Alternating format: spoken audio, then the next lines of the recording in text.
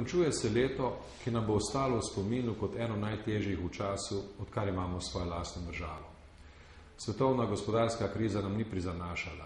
Mi sami pa nismo uspeli vselej najti najboljših in najhitrejših rešitev. Mnoga upanja, ki smo jih imeli v začetku leta, se niso uresničila. Socialna stiska je prizadela vse prevelik del naše družbe. Zaupanje v pravno državo in njene institucije se je zmanjšalo. Vendar, če tudi smo zaskrbljeni, nas ne sme premagati malodušje. Naša družba je zrela in strpna. Znamo stopiti skupaj, če tudi tega v politiki ni vedno videti.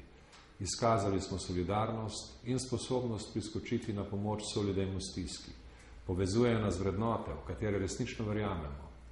Pokazalo se je tudi, da smo sposobni dobrih potez v skrbi za človeka, v gospodarstvu, v kulturi in v zunanji politiki. Naša najboljša podjetja že vstopajo v novo razvojno obdobje. Naša kulturna ustvarjalnost se krepi. Uspešno urejamo odnose s sosednjimi državami in dobro se povezujemo z državami v Evropi in v svetu. Krizni časi prinesejo marsikatero streznitev. To potrebujemo, da bomo krizno obdobje premagali. Svet je postal prizorišče globalne tekme, ki ne prizanaša nikomur. Konkurenčnost moramo krepiti, tudi ne zniževanjem cene in vrednotenja dela, temveč z večjo ustvarjalnostjo, večjo dodano vrednostjo vsega, kar ustvarimo, in z večjo tržno prodornostjo. Za takšen dosežek pa potrebujemo vse naše sile.